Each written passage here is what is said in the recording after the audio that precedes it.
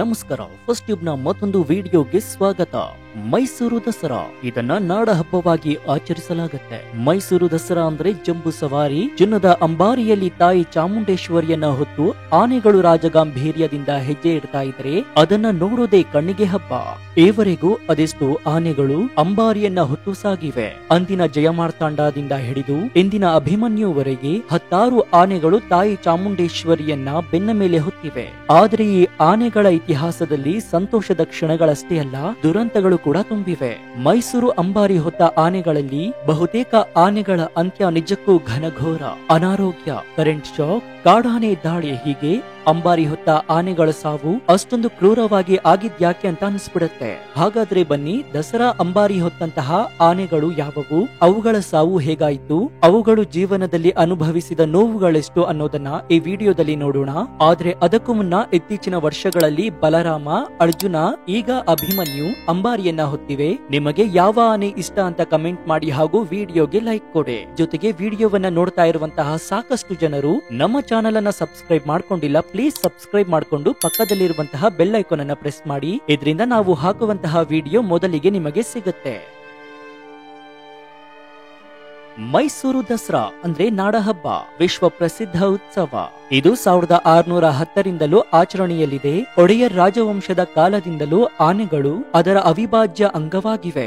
ವಿಜಯದಶಮಿಯ ದಿನದ ಮೆರವಣಿಗೆಯಲ್ಲಿ ಚಾಮುಂಡೇಶ್ವರಿ ದೇವಿಯನ್ನ 750 ಕೆಜಿ ಚಿನ್ನದ ಅಂಬಾರಿಯಲ್ಲಿ ಹೊತ್ತು ಮೆರವಣಿಗೆ ಮಾಡಲಾಗುತ್ತೆ. ಆದ್ರೆ ಈ ಅಂಬಾರಿ ಹೊರುವಂತಹ ಆನೆಗಳ ಆಯ್ಕೆ ಮಾಡುವುದು ದೊಡ್ಡ ಪ್ರಕ್ರಿಯೆ ಇದೆ. ಆನೆಗಳು ನಾಗರಹೊಳೆ, ಬಂಡೀಪುರ ಮುಂತಾದ ಕಾಡುಗಳಿಂದ ಬರುತ್ತವೆ, ತರಬೇತಿಯನ್ನ ಪಡೆಯುತ್ತವೆ. ಆದ್ರೆ ಈ ಆನೆಗಳ ಜೀವನದಲ್ಲಿ ಸಂತೋಷದ ಕ್ಷಣಗಳಷ್ಟೇ ಅಲ್ಲ, ದುಃಖದ ಕಥೆಗಳು ಇವೆ. ಅವುಗಳ ಸಾವುಗಳು ನಿಜಕ್ಕೂ ಕಣ್ಣೀರನ್ನ ತರಿಸುತ್ತೆ. ಅಂಬಾರಿಯನ್ನ ಮೊದಲ ಬಾರಿಗೆ ಹೊತ್ತ ಆನೆಯ ಹೆಸರು ಜಯಮಾರ್ತಾಂಡ. ಇದು ಕೃಷ್ಣದೇವರಾಜ ಒಡೆಯರ್ ಕಾಲದಲ್ಲಿ ಪಿರಿಯಾಪಟ್ಟಣದ ಬೆಟ್ಟದಾಪುರದ ಬಳಿ ಸೆರೆಸಿಕ್ಕ ಗಜ ಇದು. ಈ ಆನೆ ಕೃಷ್ಣದೇವರಾಯ ಒಡೆಯರ್ ಕಾಲದಿಂದ ಪ್ರಾರಂಭವಾದ ವಿಜಯದಶಮಿಯಿಂದ ಸುಮಾರು 45 ವರ್ಷಗಳ ಕಾಲ ಚಿನ್ನದ ಅಂಬಾರಿಯನ್ನ ಹೊತ್ತು ಒಡೆಯರ ಪ್ರೀತಿಗೆ ಕಾರಣವಾಗಿತ್ತು. ಇದರ ಸವಿನೆನಪಿಗಾಗಿಯೇ ಅರಮನೆಯ ಮಹಾದ್ವಾರವೊಂದಕ್ಕೆ ಜಯಮಾರ್ತಾಂಡ ಅಂತ ಹೆಸರಿಟ್ಟಿದ್ದು. ಆದ್ರೆ ಈ ಆನೆಯ ಸಾವಿನ ಬಗ್ಗೆ ನಿಖರ ಮಾಹಿತಿ ಲಭ್ಯವಾಗಿಲ್ಲ. ಬಹುಶಃ ವಯಸ್ಸು ಸಂಬಂಧಿಸಿದ ಕಾಯಿಲೆಗಳಿಂದ ಸತ್ತಿರಬಹುದು ಅಂತ ಹೇಳಲಾಗುತ್ತೆ. ಇದರ ನಂತರ ಬಂದಿದ್ದು ಬಿಳಿಗಿರಿ ರಂಗ ಮತ್ತು ರಾಜೇಂದ್ರ. ಬಿಳಿಗಿರಿ ರಂಗ 1911ರಲ್ಲಿ ಜನಿಸಿದ್ದು, ಅದರ ಸಾವು ಅಜ್ಞಾತ. ರಾಜೇಂದ್ರ ಕೂಡ ಹಳೆಯ ಆನೆಯಾಗಿದ್ದು ಸಾವಿನ ವಿವರ ಲಭ್ಯವಾಗಿಲ್ಲ. ಅಲ್ಲಿಂದ ಹಲವು ಆನೆಗಳು ಅಂಬಾರಿಯನ್ನ ಹೊತ್ತಿವೆ. ಆದ್ರೆ ಅವುಗಳ ಸಾವು ಹೇಗಾಯಿತು ಅನ್ನೋ ಮಾಹಿತಿ ಲಭ್ಯವಾಗಿಲ್ಲ. ಆದ್ರೆ ಇಂದಿಗೂ ಕೂಡ ಅದೊಂದು ಆನೆಯ ಸಾವು ಇಡೀ ಮೈಸೂರಿಗರನ್ನ ಅಳಿಸ್ಬಿಡುತ್ತೆ. ಆ ಆನೆ ಬೇರ್ಯಾವುದೂ ಅಲ್ಲ, ದ್ರೋಣ. ದ್ರೋಣ ಆನೆಯು 1981ರಿಂದ 1998ರವರೆಗೆ 18 ಬಾರಿ ಅಂಬಾರಿಯನ್ನ ಹೊತ್ತಿತ್ತು. ಇದು ದಸರಾ ಆನೆಗಳಲ್ಲಿ ಅತ್ಯಂತ ಪ್ರಸಿದ್ಧವಾಗಿತ್ತು. ಇದು ಅತ್ಯಂತ ಸ್ಥಿರವಾದ ಆನೆ. ಮೆರವಣಿಗೆಯಲ್ಲಿ ಯಾವುದೇ ತಪ್ಪು ಮಾಡೋದಿಲ್ಲ. ಅದರ ಮಾವುತರು ಅದನ್ನ ರಾಜ್ನಂತೆ ನೋಡ್ಕೊಳ್ತಾ ಇದ್ರು. ಆದ್ರೆ ದ್ರೋಣನ ಸಾವು ನಿಜಕ್ಕೂ ಕೂಡ ದುರಂತಪೂರ್ಣ. 1998ರಲ್ಲಿ ನಾಗರಹೊಳೆಯಲ್ಲಿ ಮರ ಕಿತ್ತಾಗ ವಿದ್ಯುತ್ ತಂತಿ ಜಾರಿ ಬಿದ್ದಿತ್ತು. ದ್ರೋಣ ಅದನ್ನ ಸ್ಪರ್ಶಿಸಿ ಶಾಕ್ ಹೊಡೆದು ಸತ್ತಿತ್ತು. ಇದು ಇಡೀ ರಾಜ್ಯಕ್ಕೆ ದುಃಖ ತಂದಿತ್ತು. ಮೈಸೂರು ಅರಮನೆಯಲ್ಲಿ ಅದರ ಸ್ಮರಣಾರ್ಥ ಕಾರ್ಯಕ್ರಮಗಳು ನಡೆದಿದ್ವು. ಇನ್ನು ದ್ರೋಣನ ನಂತರ ಬಂದಿದ್ದು ಬಲರಾಮ.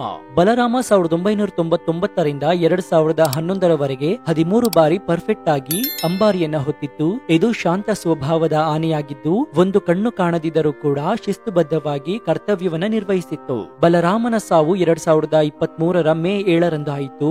66 ವಯಸ್ಸಿನ ಬಲರಾಮ ಟಿಬಿ ಮತ್ತು ಇತರ ಆರೋಗ್ಯ ಸಮಸ್ಯೆಗಳಿಂದ ಬಳಲ್ತಾ ಇತ್ತು. ಭೀಮನಕಟ್ಟೆ ಆನೆ ಶಿಬಿರದಲ್ಲಿ ಬಲರಾಮ ಕೊನೆಯುಸಿರೆಳೆದಿದ್ದ. ಬಲರಾಮನನ್ನ ನೆನೆಯುವಾಗಲೆಲ್ಲ ಅದರ ರಾಜಗಾಂಭೀರ್ಯ ನೆನಪಾಗುತ್ತೆ. ಅಲ್ಲದೆ ಈ ಆನೆ ಹಾಲಿವುಡ್ ಸಿನಿಮಾ ಜಂಗಲ್ ಬುಕ್ ನಲ್ಲಿ ಕೂಡ ನಟಿಸಿತ್ತು. 2023ರಲ್ಲಿ ಭೀಮನಕಟ್ಟೆಯಲ್ಲಿ ಸತ್ತಾಗ ಅದರ ಅಂತ್ಯಕ್ರಿಯೆಯನ್ನ ರಾಜಕೀಯ ಮರ್ಯಾದೆಗಳೊಂದಿಗೆ ಮಾಡಲಾಯಿತು. ಬಲರಾಮನ ಫೋಟೋಗಳು ಇನ್ನೂ ಕೂಡ ದಸರಾ ಆಲ್ಬಮ್ ನಲ್ಲಿ ಇವೆ.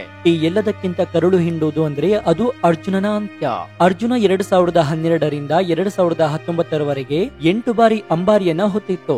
ಇದು ದಸರಾ ಜನಪ್ರಿಯ ಆನೆ. 63 ವರ್ಷ ವಯಸ್ಸಿನ ಈ ಆನೆಯ ಸಾವು ತುಂಬಾ ಭಯಾನಕವಾಗಿತ್ತು. 2023ರ ಡಿಸೆಂಬರ್ 4ರಂದು ಸಕಲೇಶಪುರದಲ್ಲಿ ಕಾಡಾನೆಯನ್ನ ಸೆರೆ ಹಿಡಿಯುವ ಕಾರ್ಯಾಚರಣೆಯಲ್ಲಿ ಕಾಡಾನೆಯ ದಾಳಿಗೆ ಗಾಯಗೊಂಡು ಸತ್ತಿತ್ತು.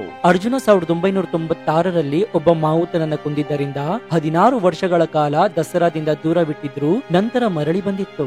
ಈ ಘಟನೆ ಅರಣ್ಯ ಇಲಾಖೆಯ ಕಾರ್ಯಾಚರಣೆಗಳ ಅಪಾಯವನ್ನ ತೋರಿಸುತ್ತೆ. ಅರ್ಜುನ ಅರ್ಜುನನ ನಂತರ ಅಭಿಮನ್ಯು ಅಂಬಾರಿ ಹೊರುವ ಆನೆಯಾಗಿದೆ. 2020ರಿಂದ ಇಲ್ಲಿಯವರೆಗೆ ಅಭಿಮನ್ಯು ದಸರಾ ಅಂಬಾರಿಯನ್ನ ಹೊರತಾ ಇದೆ. ಅಭಿಮನ್ಯು ಇನ್ನೂ ಜೀವಂತವಾಗಿದ್ದು ಈ ಬಾರಿಯ ದಸರಾದಲ್ಲೂ ಕೂಡ ಪಾಲ್ಗೊಳ್ತಾ ಇದೆ. ಇದಷ್ಟೇ ಅಲ್ಲದೆ ಇತರ ದಸರಾ ಆನೆಗಳು ಸಾವುಗಳು ಕೂಡ ದುರಂತಪೂರ್ಣ. ಉದಾಹರಣೆಗೆ ಗೋಪಾಲಸ್ವಾಮಿ 2022ರಲ್ಲಿ ಕಾಡಾನೆ ದಾಳಿಗೆ ಸತ್ತಿತ್ತು. ಶ್ರೀರಾಮ ಆನೆಯು 2015ರಲ್ಲಿ ಗಜೇಂದ್ರನ ದಾಳಿಗೆ ಸತ್ತಿತ್ತು. ಇನ್ನು ಗಜೇಂದ್ರ ಸ್ವತಃ 2019ರಲ್ಲಿ ಇತರ ಆನೆಗಳ ದಾಳಿಗೆ ಸತ್ತಿತ್ತು. ಅಶ್ವತ್ಥಾಮ 2024ರಲ್ಲಿ ವಿದ್ಯುತ್ ಶಾಕ್ಗೆ ಒಳಗಾಗಿ ಸತ್ತಿತ್ತು. ಈ ಆನೆಗಳು ಅಂಬಾರಿಯನ್ನ ಹೊತ್ತಿಲ್ಲವಾದ್ರೂ ಕೂಡ ದಸರಾ ಗಜಪಡೆಯ ಭಾಗವಾಗಿತ್ತು. ಇವುಗಳ ಸಾವುಗಳು ಆನೆಗಳ ಜೀವನದ ಅಪಾಯವನ್ನ ತೋರಿಸುತ್ತೆ. ಕಾಡು ಆನೆಗಳ ದಾಳಿ, ವಿದ್ಯುತ್ ಅಪಘಾತ, ಆರೋಗ್ಯ ಸಮಸ್ಯೆಗಳು ಹೀಗೆ ದಸರಾ ಅಂಬಾರಿಯನ್ನ ಹೊತ್ತು ಹಾಗೂ ದಸರಾ ಮೆರವಣಿಗೆಯಲ್ಲಿ ರಾಜಗಾಂಭೀರ್ಯ ಹೆಜ್ಜೆ ಹಾಕ್ತಾ ಇದ್ದ ಈ ಆನೆಗಳು ಇಂದು ದುರಂತ ಅಂತ್ಯ ಕಂಡಿದ್ದು, ಅದು ಕೂಡ ಇಷ್ಟು ಕ್ರೂರವಾಗಿ ಅಂತ್ಯ ಕಂಡಿದ್ದು ವಿಪರ್ಯಾಸವೇ ಸರಿ. ಇನ್ನು ಈ ಆನೆಗಳಿಗೂ ಕೆಲವೊಮ್ಮೆ ಕೋಪ ಬರುತ್ತೆ. ಉದಾಹರಣೆಗೆ 2024ರ ಕಂಜನ್ ಘಟನೆ. 2024ರ ಸೆಪ್ಟೆಂಬರ್ನಲ್ಲಿ ಕಂಜನ್ ಮತ್ತು ಧನಂಜಯ ಆನೆಗಳ ನಡುವೆ ಕಿತ್ತಾಟ ನಡೆದಿತ್ತು. ಕಂಜನ್ ದಿಕ್ಕಾಪಾಲಾಗಿ ಓಡಿತ್ತು. ಅದೃಷ್ಟವಶಾತ್ ದೊಡ್ಡ ಅನಾಹುತ ತಪ್ಪಿತ್ತು. ಅರ್ಜುನನಂತಹ ಆನೆಗಳು ಕೋಪಗೊಂಡು ಮನುಷ್ಯರನ್ನ ಕೊಂದ ಉದಾಹರಣೆಗಳಿವೆ. ಆದ್ರೆ ಈ ಆನೆಗಳು ತರಬೇತಿಯನ್ನು ಪಡೆದಿವೆ, ಮಾವುತರೊಂದಿಗೆ ಬಂದ ಇದೆ. ದಸರಾ ಆನೆಗಳು ತಿಂಗಳುಗಳ ಕಾಲ ಅಭ್ಯಾಸ ಮಾಡುತ್ತವೆ. ನಡಿಗೆ, ಸಂಗೀತಕ್ಕೆ ಹೊಂದಿಕೊಳ್ಳುವುದು, ಜನದಟ್ಟಣೆಗೆ ಅಭ್ಯಾಸವಾಗುವುದು. ಆದ್ರೂ ಕೂಡ ಪ್ರಾಕೃತಿಕ ಸ್ವಭಾವದಿಂದ ಅಪಾಯಗಳಿವೆ.